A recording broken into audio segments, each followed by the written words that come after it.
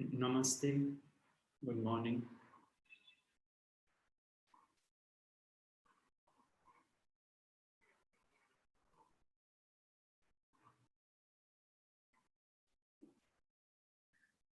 You might hear some noise in the background. I believe some metro work is going on. Construction.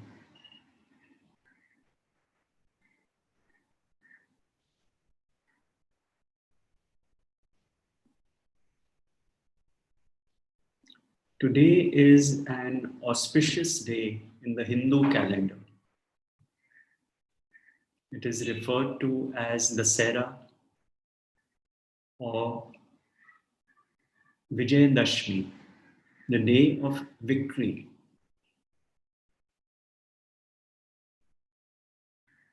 There's a lot of symbolism behind this day.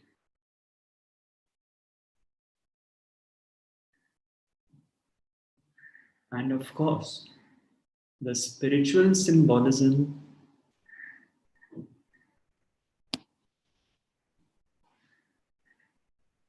is the victory of the self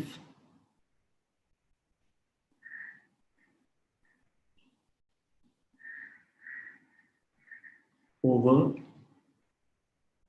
the thinking mind of the ego.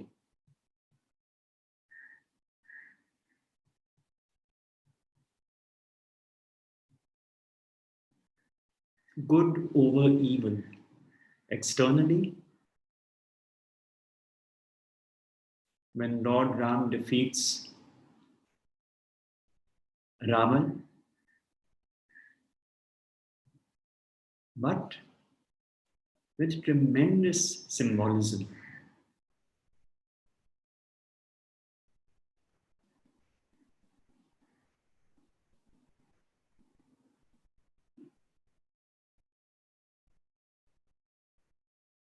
The 9 days preceding it, Navratri,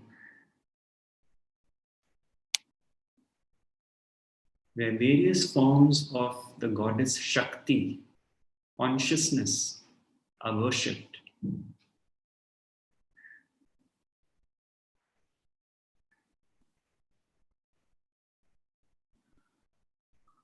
Which is what all these spiritual teachings are aimed at, the worship of consciousness.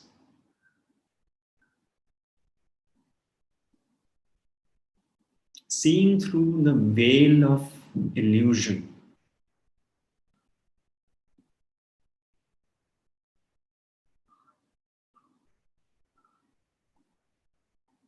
A direct seeing and a direct insight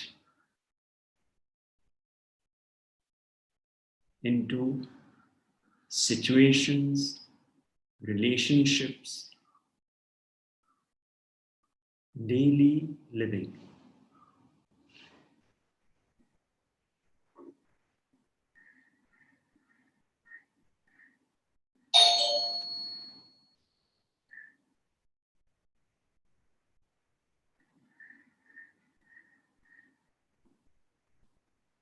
I would like to begin now with a question which was received, which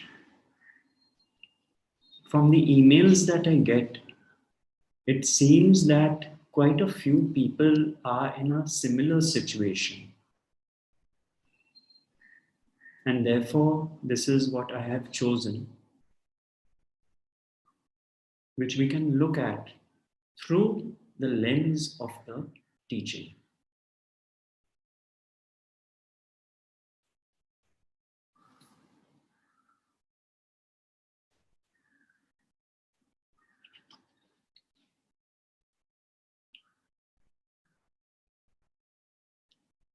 I have been listening to your talks since the past few months, and they've helped me cure anxiety and depression that I've been suffering for the past few years. Most of my questions related to existence and the source have been addressed in one way or the other. But there's one question which I need answered.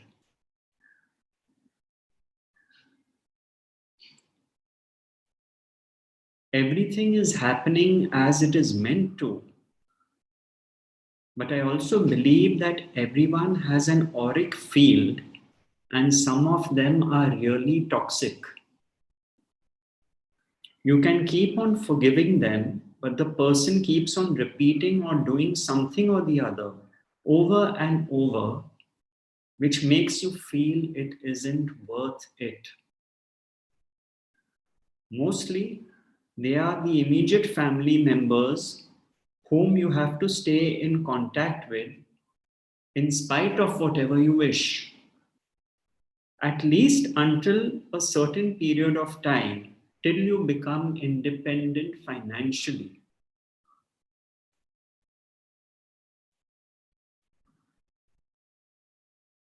Now, even when they do not do as much harm with their decisions, which aren't in your favor, as they did in the past, even when they've agreed to have committed a mistake and wronged you, you cannot just feel the same about them. I am no one to forgive, I know that, but how can I forget? Thus, there's a constant friction without even exchanging a word, which makes the whole environment toxic.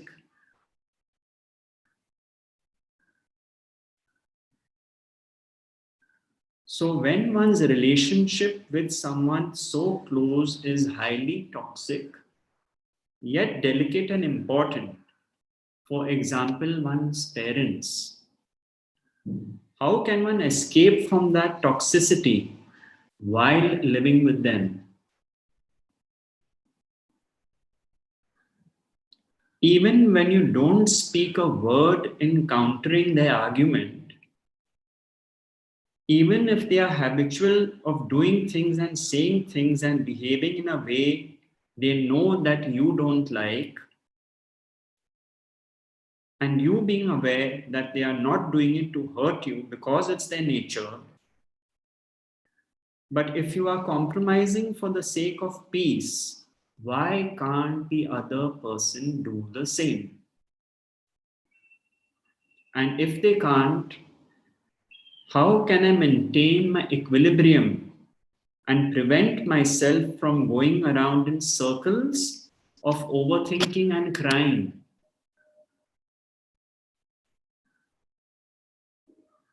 which ultimately leads to depression and a lot of health ailments too, in my case. I keep quiet just to maintain the sanctity of the relationship, but I have my limitations, and I don't think anything good is going to change for the good from the other side.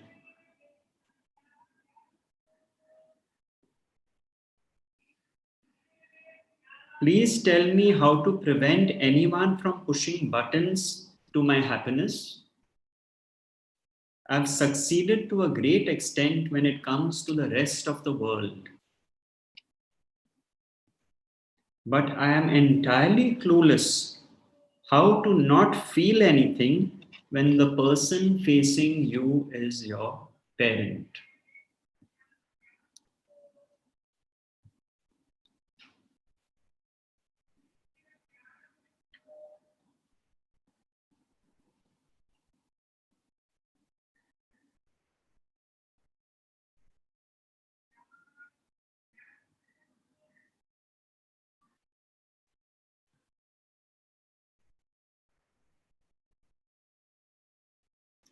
You see, there are many people who are in a similar situation as I said.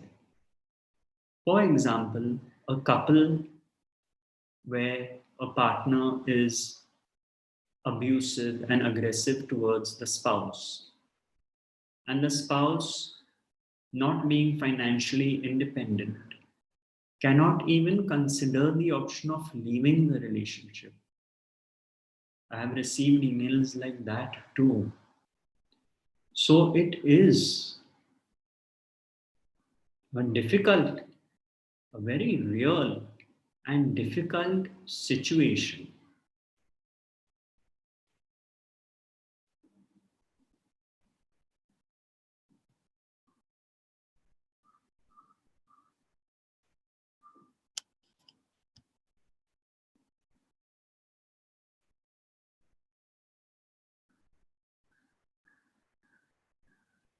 And this teaching does not provide a miraculous answer, but rather it provides an insight into the situation. And this teaching is about one's attitude to life. This is what the teaching addresses.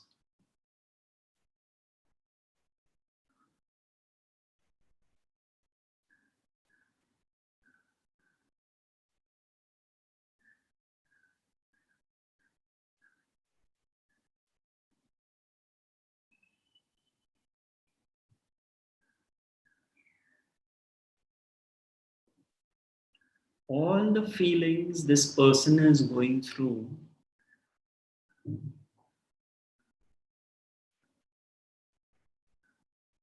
are justified for the reason that they are going through these feelings.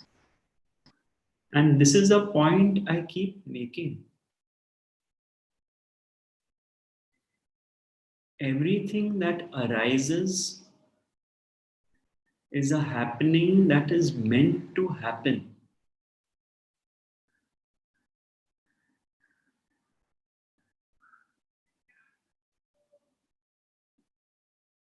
And here is a person struggling with the understanding, knowing the basics of this teaching, but forced to be in a relationship, a rinanubandhan, in the bondage of a family relationship, which he or she is unable to exit from.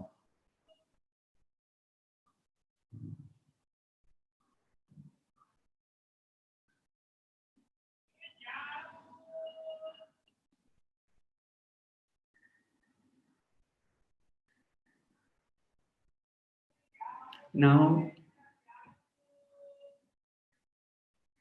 the word toxic has been used a few times. And there are two ways to look at this. Certainly, one could call it a toxic relationship if the other is always being aggressive, being mean, and so on and so forth. To be in that environment constantly means one is in an environment of toxicity in that sense. And no matter how deep the teachings are, the situation does not change. That is what happens.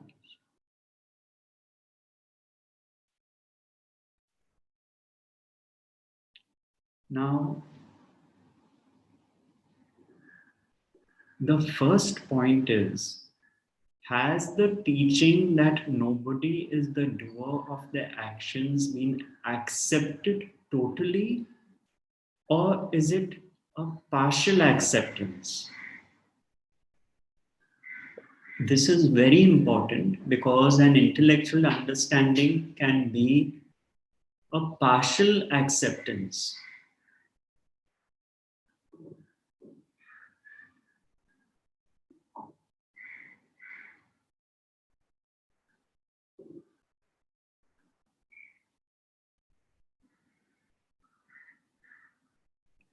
So, if I accept the situation totally, which includes the fact that it is more than unlikely that the other person will change, and also includes the fact that, and this is something not easy to accept, that I myself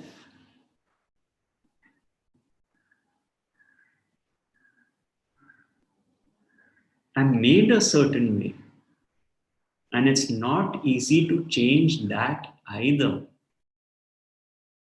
You see, what happens is acceptance gets externalized. I must accept the situation I am in, but that includes yourself. I must accept people the way they are. That includes yourself.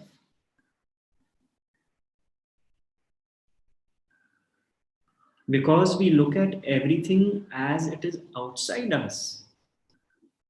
If we feel that the environment is toxic, we are part of the environment. Toxicity is also recognized as toxicity. How is that? Not to say the environment is not toxic, but the point being made here is we have to look at it in totality, not with separation.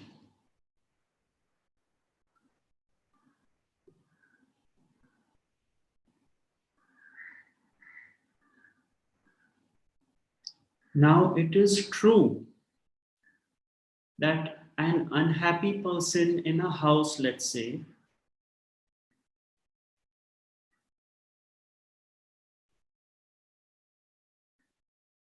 tries to make the others unhappy.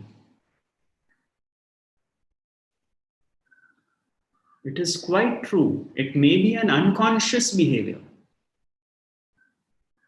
you see, because the ego feeds on this. As Osho rightly said, that in relationships, if one partner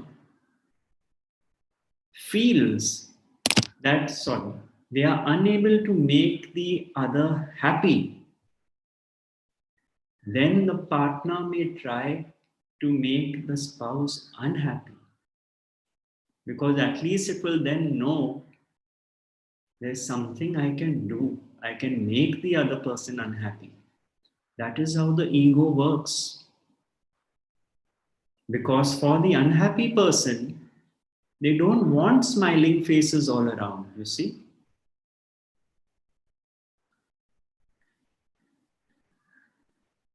It is also true that the etheric body of someone who is depressed or negative, so to speak, etc., is contracted. And at an energetic and vibrational level, it pulls others down, so to speak.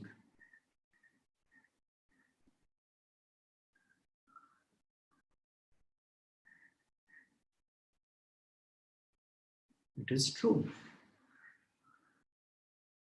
But given the situation,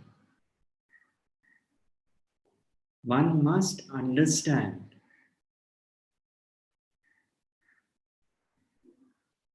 that the pure light of presence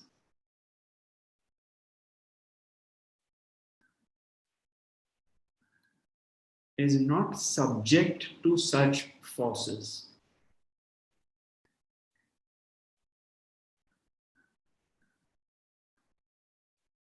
For example, if you were unhappy and you went into Ramana Maharshi's Satsang hall, he would not become unhappy, you see? That is the point.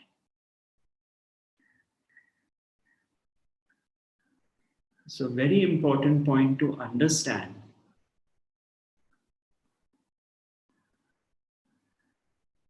We are looking at this very pragmatic situation this person has raised to understand. And I will read out some words which struck me, that perhaps one has to relook at this email in a certain way to get to the core of this issue. Once again, the pure light of presence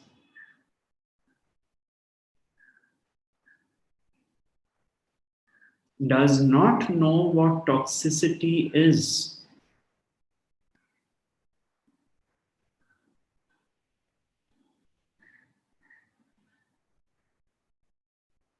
This does not mean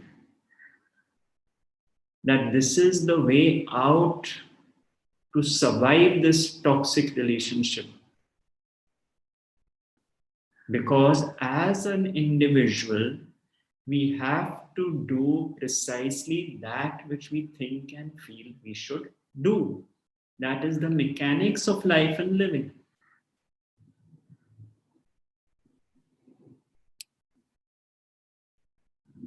But if the understanding is total,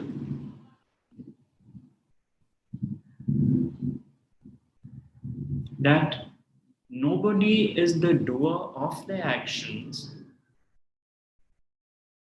so no further ill will or negativity is introduced into this equation,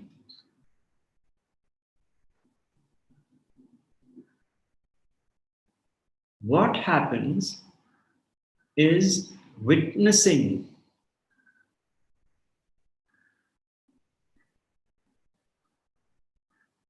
Witnessing takes place more and more.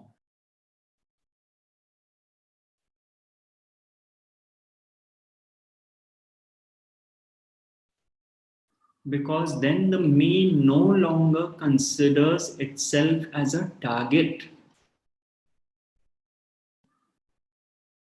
When the me no longer considers itself as a target, which it loves to, look at me, I am the victim, I am the target, and so on. Then, even when there is hurt, which is again a very human response, after all, it's a parent, that hurt is witnessed as hurt with the knowing that the other is truly not the doer of their actions.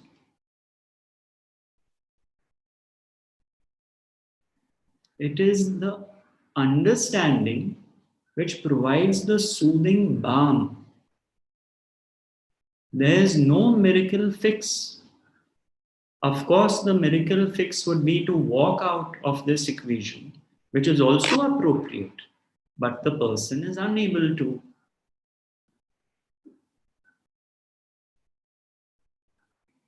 These are the limitations imposed by this relationship.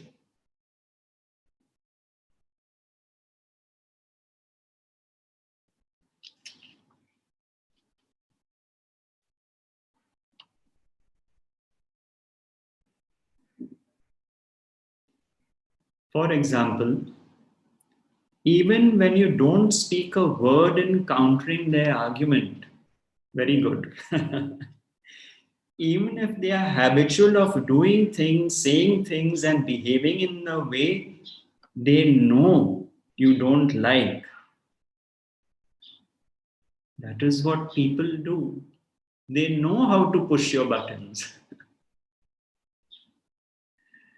They know it.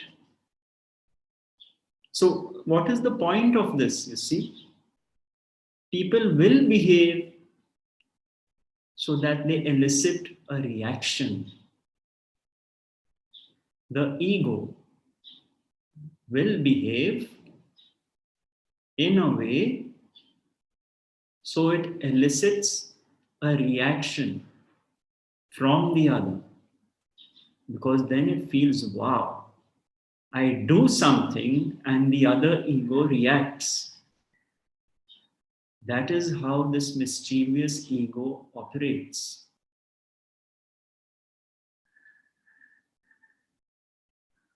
Even the doing may be unconscious. What is still sought is the reaction, the action and reaction loop.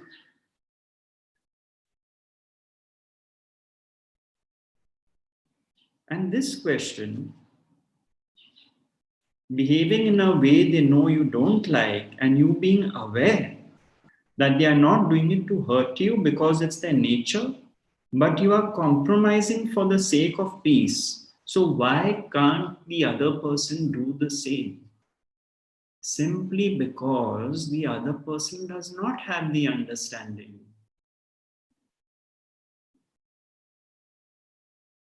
How can we expect the other person to do what we would like them to do based on our understanding? There are so many relationships where everyone in the family, or let's say a couple, they are on different journeys.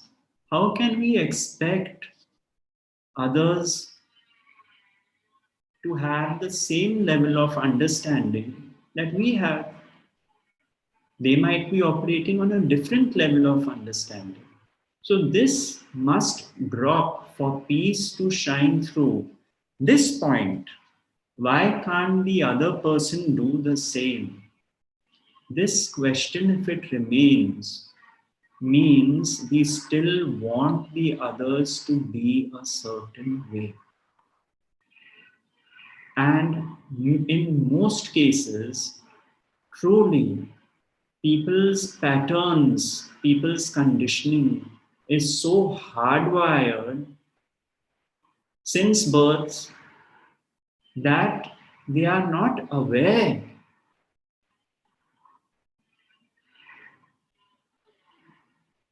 of what is happening. That includes us.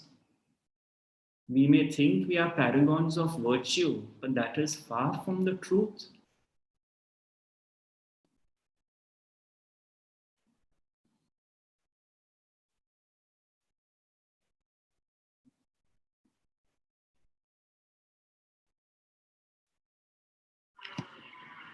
How can I maintain my equilibrium and prevent myself from going round in circles of overthinking? Overthinking will not happen with this understanding. It is this precisely this point. With the understanding, the thinking mind is finished. Pain will be there, hurt will be there, but there is no involvement in it. This is the gift of the teaching.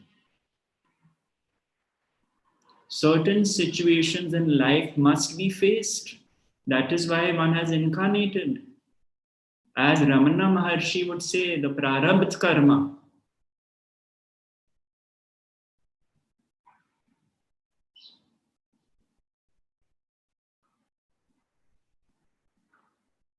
But what happens is that we get entangled in that through the sense of doership and create a stronger bond which starts perpetuating. The, the bandhan, the bondage of the relationship is not freed. And we have to be careful with this. How many relationships in our lives where there is a blame game happening, where there is ill will, spite, jealousy, malice, and so on. How many of our relationships are defined by these attributes?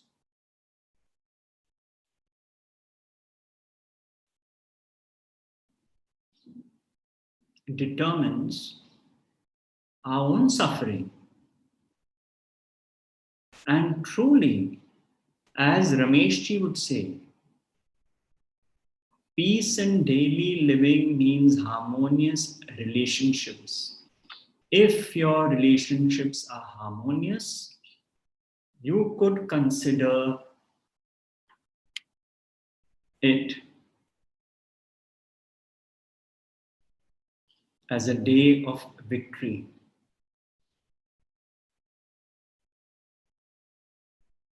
a life of victory, so to speak.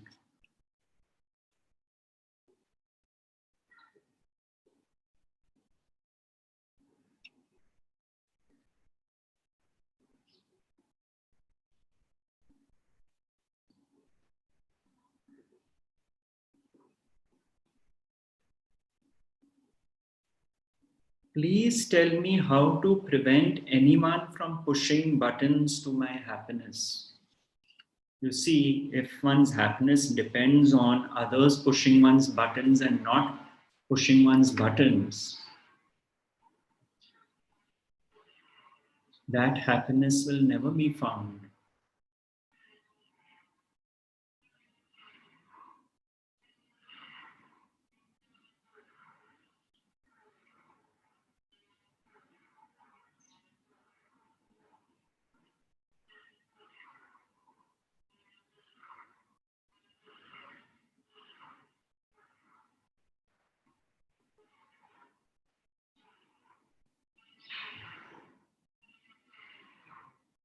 Buttons are there to be pushed.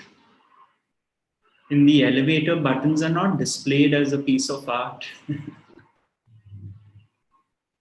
They are meant to be pushed.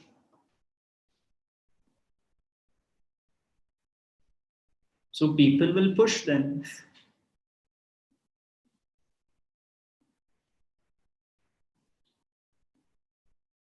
The whole point is that true happiness is not connected with the buttons being pushed.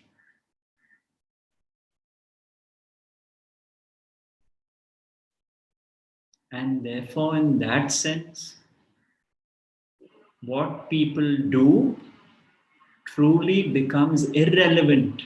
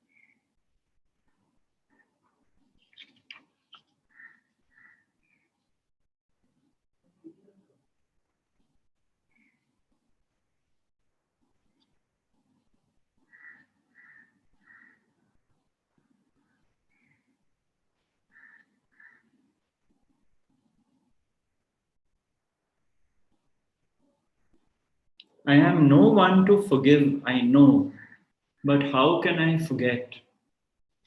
Who is this one who doesn't want to forget? Who is the me that does not want to forget what has been done to it?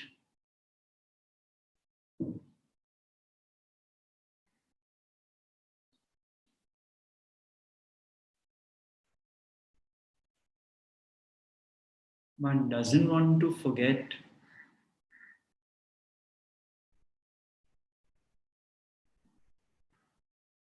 for various reasons, but most likely one does not want to forget because the thought is there. They did this to me, and so I will not forget. You see, memory is a very crucial factor for living. Pure memory, as I call it. For example, as we have discussed many times, the memory is there that if you cross the road without looking left and right, you are asking for trouble. Biological response to memory. What is the psychological memory? All the baggage which we have been carrying, all the burden we have been carrying of what people did to us, I cannot forget that. Nobody is asking you to forget it. The memory is bound to be there as a pure memory of what happened. But what is the psychological layer superimposed on that memory, and is one now operating from that memory?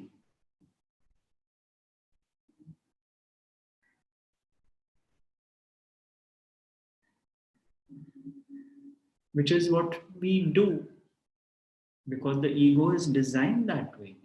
So if someone hurts me, then I feel everyone else can hurt me, right? That is how the ego operates. And thus, the burden of memory starts increasing.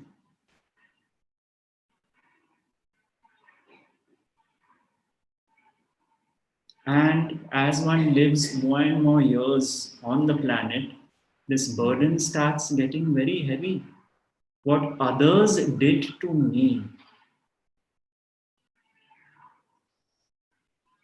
what my father did to me, what my mother did to me, what my spouse did to me, what my children did to me, what my colleagues did to me, to me, to me, to me, to me. So it's all pointing back from all directions. The me gets this sustenance that now I know I exist because it all points back to me, because they did this to me. This is how the me operates. It just has to be seen. The me has to be seen and exposed in the light of understanding. Nothing else need be done. Because trying to do something about it is the me coming in through the back door. I can do something about it. It is the same me.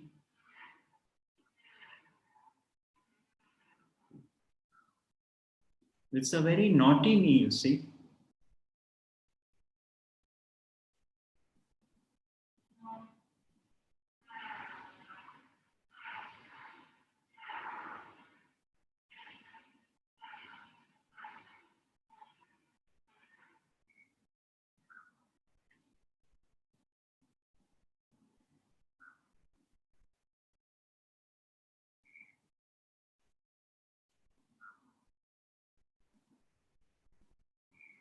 The only thing I would like to end on, as far as this question is concerned, is that we will be quite surprised at our strength to let certain relationships and situations go. What I mean is, sometimes there's also a fear. What will I do without this person who has looked after me, my spouse or my parent? I don't have the ability to earn money on my own. I may not be a success, and so on and so forth. But if there is a degree of trust and an acceptance of the divine will, sometimes the strength also comes. The strength, the Shakti, to let go of a particular situation or relationship. something one may not be able to have fathomed earlier. And somehow the universe supports such a decision, because in many cases our conditioning is what prevents us from taking a certain leap of faith. What is the faith? Not that the outcome is something I will get because I want it. The faith that whatever is destined to happen will happen. So, while it may be a tricky situation where there is financial dependence involved on a person, if one introspects, looks at things objectively, one may find a window of opportunity. One may not, it depends on a case to case basis. But sometimes that faith is needed to take what one could perhaps classify as a bold decision. And that is what being rooted in knowing that whatever happens is God's will, that it enables such decisions also to be taken if they are meant to be taken.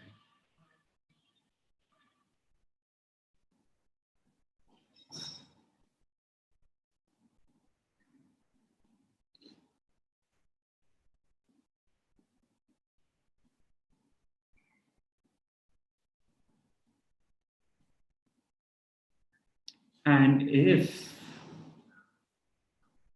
a toxic person and a toxic environment impacts one, it also works the other way.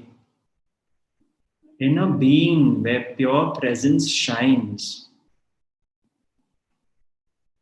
most certainly the others in the house are impacted. If the sun shines in your house, you are bound to feel the rays of the sun. You are bound to be immersed in sunlight. Is there a choice?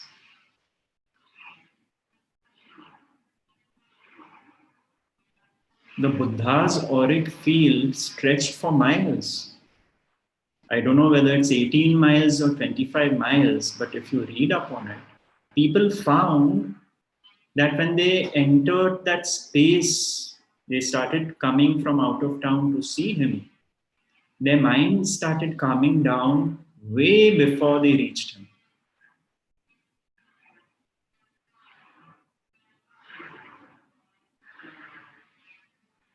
So if toxicity can impact others, so can presence. In fact, much more so.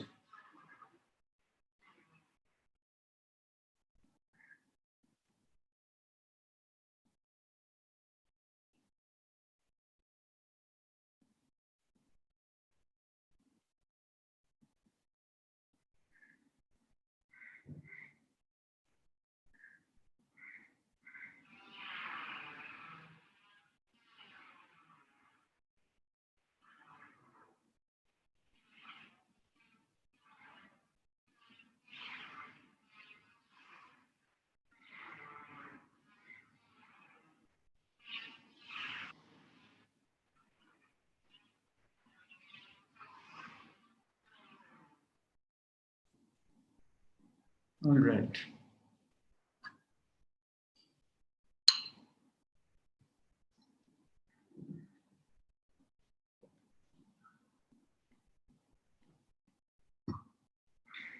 If anyone would like to ask anything or share anything, we can take the questions now. There are a couple of points I'd like to make here. One is that if travel seems to be happening, I am scheduled to be in South India, Pondicherry and Tiruvannamalai on November 22nd. 22nd, 23rd, 24th, 25th. Details are with our website. If you write to info at GautamSachdeva.com. So if you live in these places, if you are there when I am there, then I would be happy to meet you. Of course, there will be no talks, no programs at all. It's not appropriate given the situation.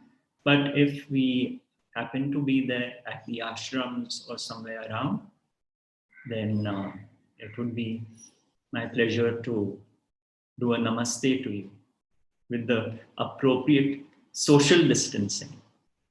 Apparently, it seems namaste is becoming the most popular form of greeting worldwide now.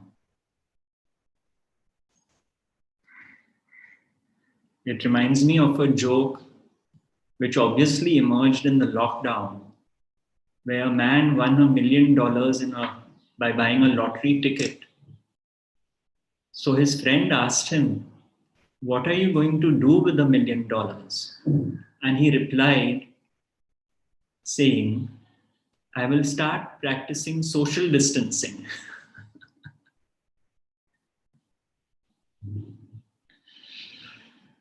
I'll tell you, all these new words which come into the vocabulary when these things happen, it's quite amazing.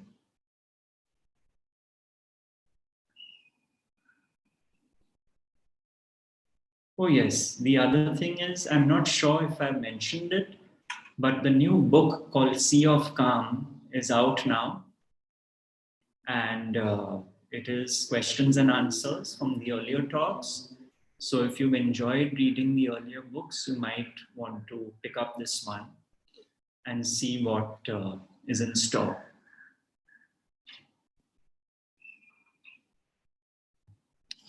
Okay.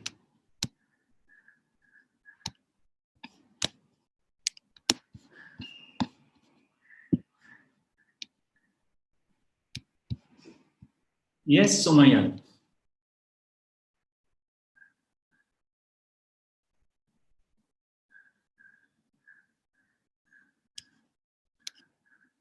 Are you there?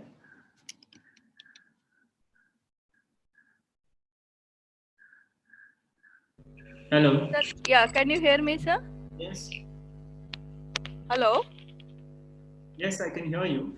Yeah, first, my pranam, and I really say that you are my God, comes in the form of a guru, and all my questions are answered. Even today, your first question, someone asked, but it is all, everything is in my feeling. I literally cried, nothing else is. I really wanted to say thank you so much. Your teaching made me, I'm living the teaching. All I have to say, it's only a thanking note for you, that a degree of trust. Now finally you said acceptance of divine strength, Shakti will come. Yes, I take all your words, I live in all your words, and every day, like acceptance, peace of mind needs to be sorted out. Accept others, accept yourself. For D to happen, C to happen. For C to happen, B to happen. So everything needs to happen.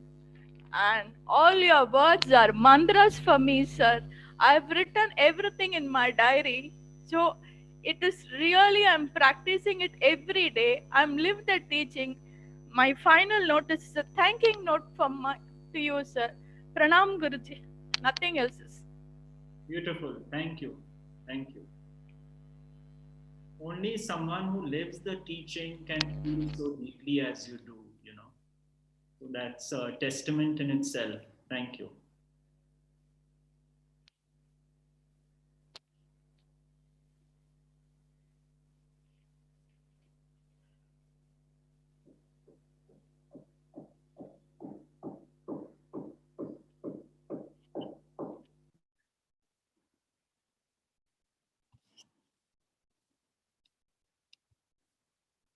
Yes, Holger.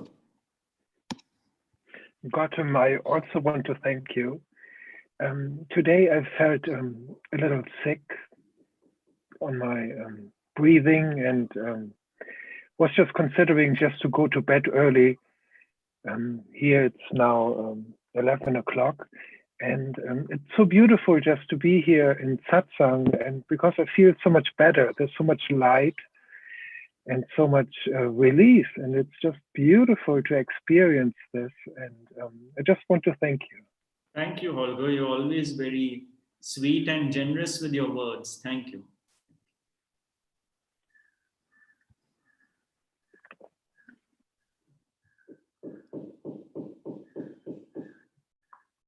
You see, it's you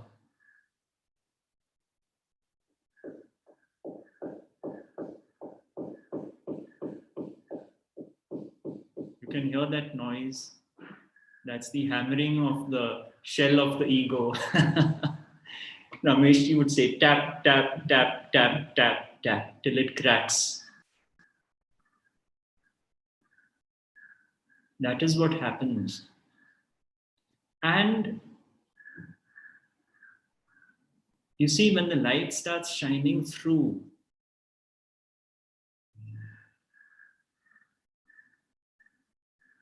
sometimes it is a gradual process, sometimes it is sudden. For example, supposing there's a lot of encrustation which is solid, and tap, tap, tap seems to be making no difference, but the tapping is still going on.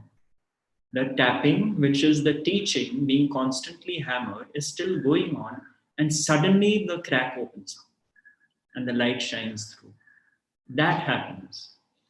In my case, I think there was such a total acceptance that it didn't take many taps, So I did not have any dramatic moment of light shining through or awakening or whatever you call it. But it's an important point because some people may see a gradual absorption of this teaching and can see over time how things are changing for them. While for others, it can be sudden. It can be very sudden. So that is how it tends to work. But the beauty of it is that consciousness, Shakti, knows precisely what is appropriate for each person. We have to give up controlling the outcome of our spiritual journey. And the Guru as consciousness. You see, why would it be in Indian mythology and the tales of gods and goddesses? People would worship the devas and the various gods, but ultimately they had to go to Shiva. Why? Shiva is the Adi Guru, the first Guru. The Guru is above God. What does that mean? Not the Guru as a person, as consciousness. It is a very important, significant process, you could say, in the Indian spiritual tradition. Because when a person actually bows down to whom they consider a guru, for example, it is actually not the guru doing anything. It is the process of bowing down, the surrender at the feet of a higher power. That is the transformative process, you see. That is a very important point to note, that one is not bowing down to another person. It may appear so, but the act of surrender, that there is a will which is far more omnipresent and omnipotent than my individual will, as life has taught me, that surrender happens. And for an ego to surrender before what it perceives as another ego is a big act of surrender. And that is why the masters say in such cases, even whether the guru is a genuine or fake guru is irrelevant, because the surrender has already happened. It is so important, this point. When we surrender to life, when we surrender to consciousness, when we surrender to what is, all this maya of my will, which is creating all the trouble, that frees up. That is what happens through the process of surrender. Now, destiny and free will, for example. Why is this concept of destiny so important in this teaching? It is not saying that the truth is everything is destined. Please understand that. It is trying to show the limitations of the individual will. So, like they are polaric opposites, left and right, up and down, so on and so forth, one could say there's destiny and free will. The important point is why destiny is proposed is to show how truly inconsequential one's so-called free will is. And the Bhagavad Gita is all about this. But ultimately, destiny and free will are for the body. For the sage who has transcended the limitations of the body and is living as pure presence, even destiny is irrelevant, you see. Even destiny is irrelevant.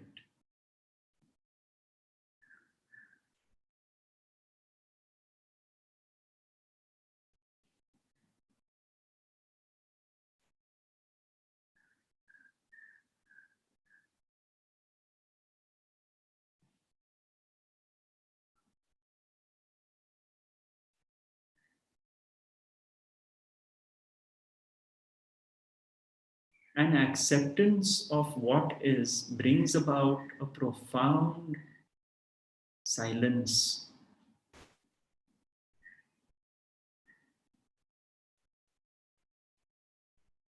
A deep silence.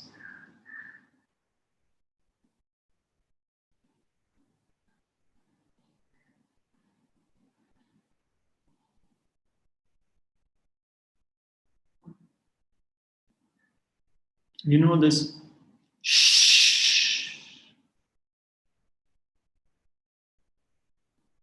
it's actually quite significant because the shh is the exhalation, the breath of death.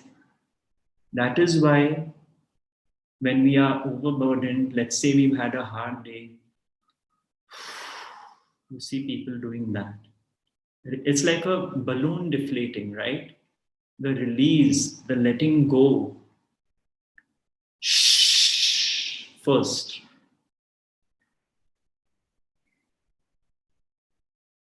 Do you know this is the index finger, if I'm not mistaken? And this is Jupiter. The planet Jupiter is linked to this finger. And Jupiter in Indian science of astronomy, astrology, and all is the guru, consciousness. So this act doesn't come from nowhere, you see. Shh, be silent. Exhalation means silence, out, death, breath of death. Consciousness, vertical, vertical time. Midpoint, polarities left and right, Ida and Pingla, the subtle channels. Midpoint, Sushumna, here, the central channel. Such a deep significance in these acts which we don't realize where they come from.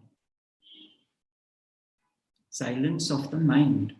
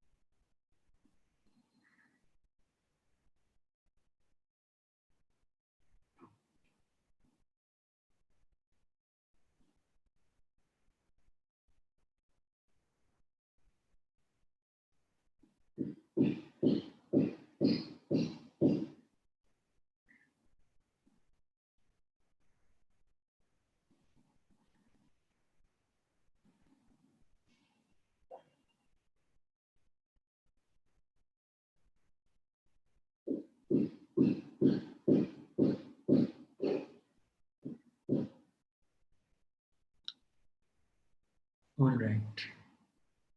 Let's sit in silence for a couple of minutes.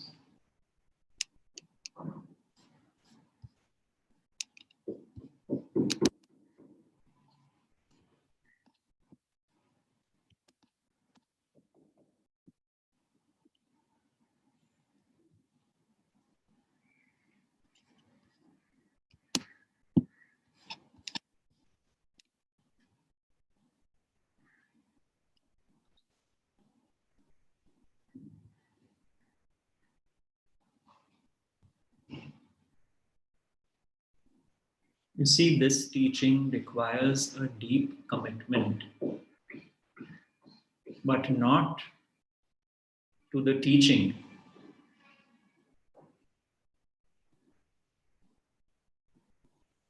It requires a commitment to see the false as false.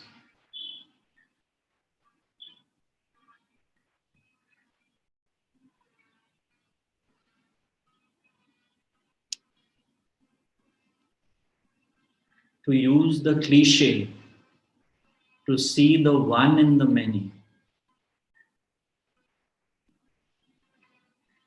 Aurobindo had quite a beautiful pointer. You know, he said when we gift things to people, are we giving them gifts as individuals? Like, this is my family, so there's a beautiful gift for this person in my family, and so on. Or do we really have, and of course, I'm paraphrasing Aurobindo here, do we have the knowing that the same consciousness functions through everyone, and therefore, when we give a gift, we are gifting it to the one divine being? With what consciousness are we giving a gift?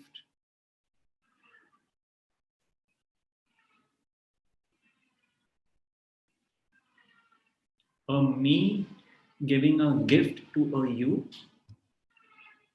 or consciousness giving a gift to consciousness, which basically means consciousness giving a gift to itself. Then you would really be generous with your gifting, wouldn't you? But we just calculate, oh God, this costs so much money. Should I really give this gift to this person? That's the whole thing. That is the whole thing.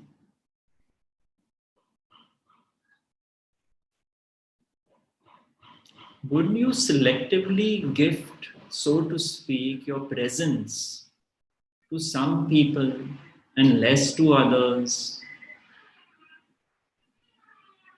Doesn't make sense. The sun is not shining selectively on people. Doesn't make sense.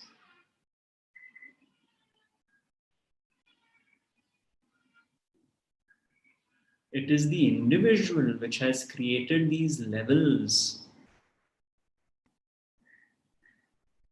and compartmentalized and segmented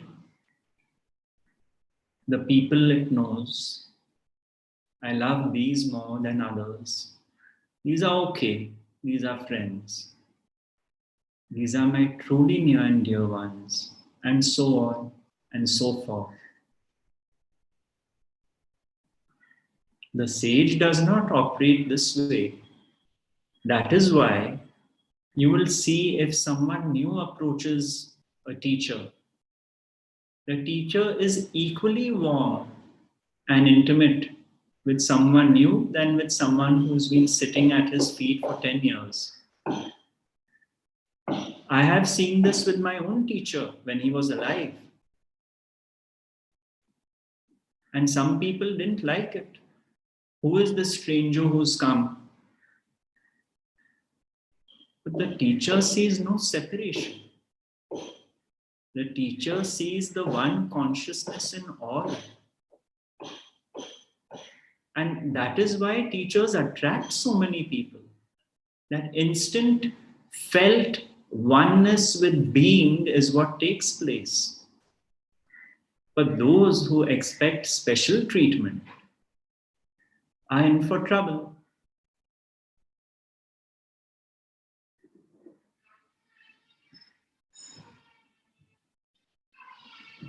It reminds me of the incident.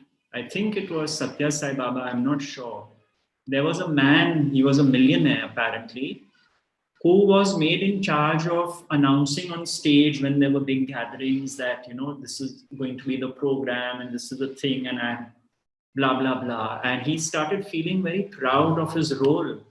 And people started approaching him, devotees started approaching him to get in touch with Satya Sai Baba and so on and so forth. So the ego became even more inflated.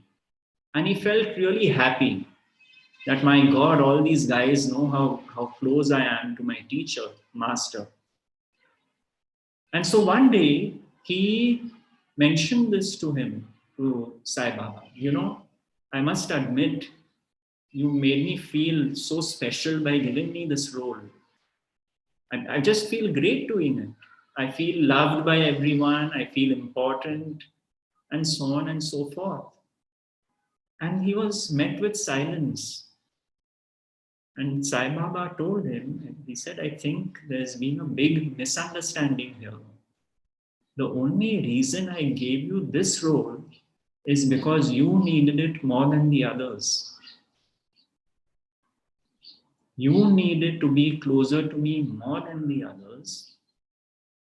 And that is the reason I gave you this role.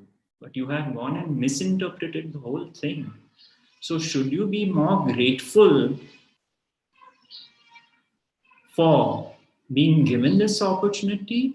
Or are you gloating and bloating and happy that you are being recognized as someone special by the others? Which one is it? Where does the gratitude to God lie? Is it misplaced?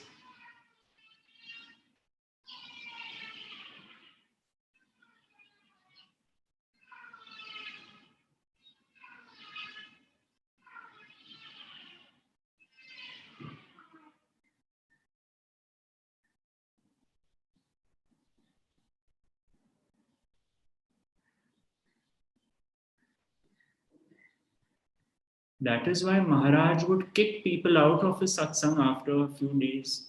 He didn't want them to become dependent on the teaching or the teacher. More importantly, there was no space in his attic, so new people could not enter, you see. And Rameshji was the opposite, because he saw people, there were people who had moved to Mumbai for years to attend his daily satsangs. And one of them asked him that, I know what you say. Every day I know what's going to escape your lips. I've imbibed the teaching, but yet I find myself there every day. And Rameshji said, what's the problem? It is like a song that appeals to you. The teaching has become a song that you like to listen to again and again and again. And he had ample room in his home, so there was no question of lack of space for him.